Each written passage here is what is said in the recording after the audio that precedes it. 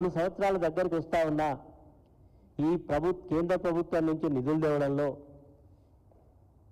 అధికార పక్షం కానీ ప్రతిపక్షం కానీ ఏమైనా నిధులు తీసుకొచ్చిలా ఈ రాష్ట్రం యొక్క అభివృద్ధికి పాటుపడ్డారా ఏమైనా చేసిలా అంటే వీళ్ళు చేసింది లేదు వీళ్ళతో అయ్యింది లేదు.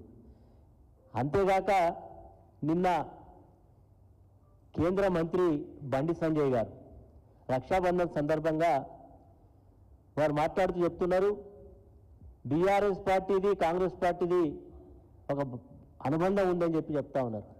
నేను ఈ సందర్భంగా వారిని ఒకటి అడుగుతా ఉన్నా, నిజమైన బంధం నిజమైన అనుబంధం ఏంటంటే రేవంత్ రెడ్డి ప్రభుత్వంతో మీకున్నది కాబట్టి మీరు ఆయన చెప్తున్నారు నీ మంత్రులతో జాగ్రత్తగా ఉండండి, మేము మంచిగానే ఉన్నాం కానీ నీ దగ్గర నీ పక్కన చక్కగా చూసుకోమని సలహాలు ఇచ్చినాం. ఈరోజు నిజంగా చూస్తూ ఉంటే ఈ రాష్ట్రంలో ఉండేటువంటి 2 కేంద్ర మంత్రులు ఈ రాష్ట్ర ప్రభుత్వానికి సెక్యూరిటీ గార్డులాగా పనిచేస్తూ ఉన్నారు. 2 కేంద్ర మంత్రులు ఈ రాష్ట్ర ప్రభుత్వానికి సెక్యూరిటీ గార్డులుగా ఉండి ఈ రాష్ట్ర ప్రభుత్వం చేస్తున్నటువంటి ప్రజా వ్యతిరేక విధానాలు కానీ వైఫల్యాలు కానీ ఈరోజు వాళ్ళకు కనబడడం లేదు. ఈరోజు బండి సంజయ్ గారు వారు కేంద్ర మంత్రి, వారు కరీంనగర్ నుంచి ప్రాతినిధ్యం వహిస్తూ ఉన్నారు. వారి నియోజకవర్గంలోనే మానేరు డ్యామ్ ఉన్నది. మరి గతంలో కేసీఆర్ గారు ఈ రాష్ట్ర ప్రయోజనాలను దృష్టికొని రైతుల ప్రయోజనాలను దృష్టిలో పెట్టుకొని కాళేశ్వరం ప్రాజెక్టు కట్టించి దాదాపు 5 సంవత్సరాలు నీళ్ళిచ్చి రైతు పంట పొలాలు ఆదుకుంటే ఇప్పటికీ ప్రభుత్వం వచ్చిన 2 సంవత్సరాలలో కనీసం మోటార్లు ఆన్ చేయకపోతే కూడా అడగలేనటువంటి నిస్సహాయ స్థితిలో ఉన్నది బండి సంజయ్ గారు.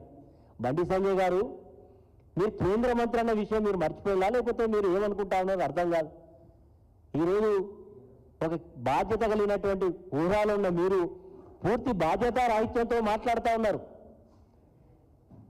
ఈరోజు మీ పార్టీ నాయకులు చర్చించుకుంటా ఉన్నారు, నిజమైనటువంటి సెక్యూరిటీ గార్డ్స్గా మా నాయకులు ఉన్నారు కాబట్టి ఈ ప్రభుత్వం చేసేటువంటి వైఫల్యాలను మీ క్షేత్రస్థాయిలో తీసుకెళ్ళలేకపోతున్నామని మీ శ్రేణులు చర్చించుకుంటా ఉన్నారు. మీరు ఈరోజు గతంలో మీరు ఎమ్మెల్యేలుగా ఓడిపోయిన వాళ్ళే ఈరోజు నరేంద్ర మోడీ గారి పుణ్యం వల్ల మీరు ఎంపీలై ఉండొచ్చు.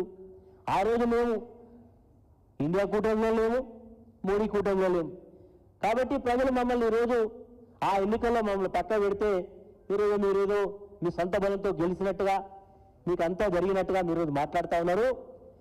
అయ్యా మిమ్మల్ని 8 మంది రోజు ఎంపీలుగా గెలిపించిండ్రు. ఈ 2 నెలల్లో మీరు ఈ తెలంగాణ రాష్ట్ర ప్రయోజనాల కొరకు తీసుకొచ్చిన నిధులు ఏంది, మీరు తీసుకొచ్చిన గొప్పదనం ఏంది, ప్రతిపక్షం చెప్పేటువంటి 8 మంది పార్లమెంట్ సభ్యుల పాత్ర ఏంది అంటే వీరి వల్ల ఏమీ కాదు, వీళ్ళు పోయొచ్చుడు వచ్చుడు తప్ప ఈ రాష్ట్రానికి ఒరిగింది కానీ జరిగింది కానీ ఏం లేదు.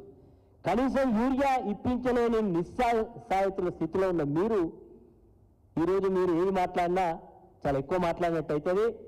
కాబట్టి మీరు ఒకసారి మాట్లాడే ముందు ఒక బాధ్యత కలిగినటువంటి హోదాలో ఉన్న విషయాన్ని గుర్తెరిగితే బాగుంటుందని ఈ సందర్భం గుర్తు చేస్తా ఉన్నాం. బీఆర్ఎస్ పార్టీ అధికారం నుంచి పోయి దాదాపు 2 సంవత్సరాల దగ్గరికి వస్తూ ఉన్నది. ఎందుకంటే బీఆర్ఎస్ పార్టీ మీద మీకు ఇంత కక్ష, ఇటు కాంగ్రెస్ కానీ ఇటు బీజేపీకి కానీ ఇద్దరు కూడా కూడగలుపుకొని ఈరోజు కేసీఆర్ గారి మీద కమిషన్లు వేసిళ్ళు.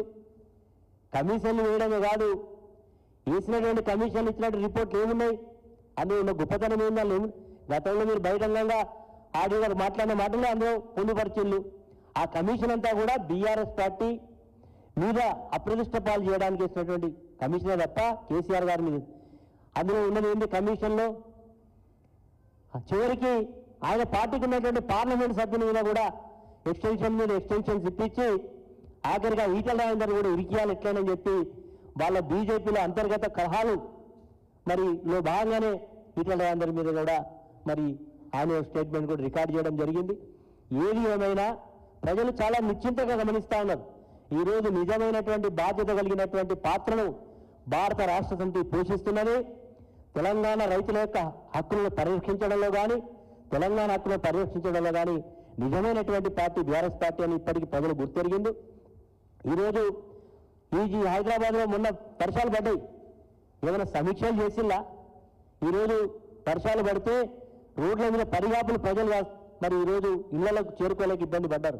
ఒక చిన్న వర్షానికే ఈ పరిస్థితి ఉంటే మీకేమైనా దూరదృష్టి ఉందా? మీకేమైనా దీర్ఘకాలమైనటువంటి ఆలోచన ఉందా అంటే ఏమీ లేదు. ఈ ప్రభుత్వం అంతా కూడా ఏదో నడుస్తుందంటే నడిపించే పద్ధతిలో ఉన్న తప్ప వీరు నిజంగా చిత్తశుద్ధి లేదనే దానికి ఉదాహరణ అనేకంగా ఉన్నాయి. ఇప్పటికైనా ఈ ప్రభుత్వానికి చిత్తశుద్ధి ఉంటే ఈరోజు ఎందుకంటే ఇంత వీళ్ళకు అక్కస్సు రైతుల పట్ల, రైతులను ఇంత గోసపెట్టుకున్నందుకు, రైతులు వీళ్ళని నమ్మి మాట నమ్మి వీళ్ళకి ఓట్లేస్తే రైతులను గోసపెట్టుకుంటా ఉన్నారు. ఎరువులు ఇయ్యక, రుణమాఫీ చేయక, రైతు బంధు రాక, నీళ్లు లేక, కరెంటు సరిగ్గా ఇయ్యక ఈరోజు అన్ని రకాలుగా ఈ రైతులను ఇబ్బంది పెడుతున్నారు ఈనాటి రాష్ట్ర ప్రభుత్వం. కానీ ఇవన్నీ బీజేపీ పార్టీలో కనబడతలేవు.